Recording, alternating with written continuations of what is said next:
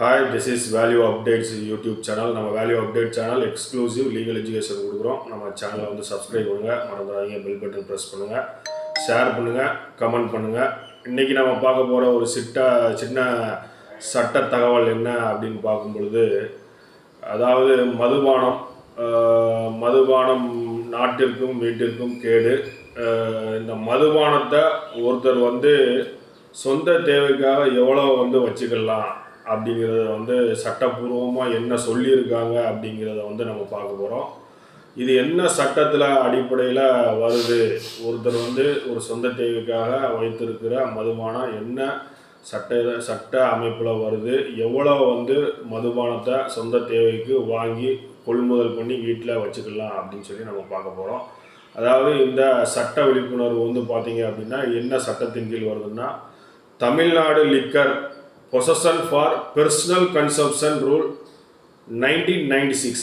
ஒருத்தர் மதுபானத்தை வாங்குறாரு, எவ்வளோ வாங்கணும் அப்படிங்கிறதும், அந்த மதுபானம் வந்து வாங்கி இவ்வளோ கொள்முதல் வச்சுருக்கலாம் அப்படிங்கிறது அவர் அருந்துவதற்காக மட்டும்தான் அப்படிங்கிறதும் இந்த சட்டம் வந்து சொல்லுது. அதாவது பார்த்தீங்க அப்படின்னா விற்பனை செய்வதற்காக அல்ல. இந்தியாவில் வந்து தயாரிக்கப்படுற வெளிநாட்டு மதுபான வகைகள் வந்து பார்த்தீங்க அப்படின்னா 4.5 லிட்டர் வந்து நீங்கள் வாங்கலாம், கடையிலேருந்து வச்சுக்கலாம். அதாவது நீங்கள் வந்து அருந்துவதற்காக. வெளிநாடுகளில் தயாரிக்கப்பட்டு இங்கே வந்து விற்பனை செய்கிற மதுபானம் நீங்கள் வாங்கி வச்சு நீங்கள் வந்து அருந்துவதற்கு 4.5 லிட்டர் 4.5 லிட்டர் வந்து நீங்கள் வாங்கி வச்சுக்கொள்ளலாம் அப்படிங்கிறதும்.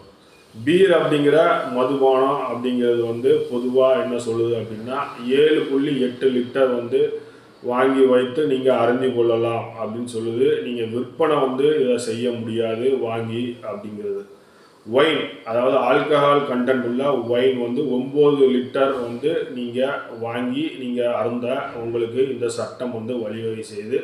இது என்ன சட்டம் அப்படிங்கிறத திரும்பி சொல்கிறேன். Tamil Nadu liquor possession for personal consumption rule 1996 அப்படிங்கிறது. இது வந்து ஒன்லி ஃபார் கன்சப்ஷன் த ஆல்கஹாலுக்கு தான் இந்த குவான்டிட்டி வந்து பர்ச்சேஸ் பண்ணி வைக்க முடியும் அப்படிங்கிறது தெரிஞ்சுக்கோங்க. விற்பனை பண்ணுவதற்காக இந்த அளவுகளில் வாங்க முடியாது அப்படிங்கிறதையும் நம்ம வந்து சொல்லிக்கிறோம். ஒரு மதுபானம் வாங்குறதுக்குன்னு இவ்வளோ குவான்டிட்டி இருக்குது அப்படிங்கிறத நம்ம வந்து தெரியப்படுத்திக்கிறோம். இதுதான் வந்து சட்டமைப்பு.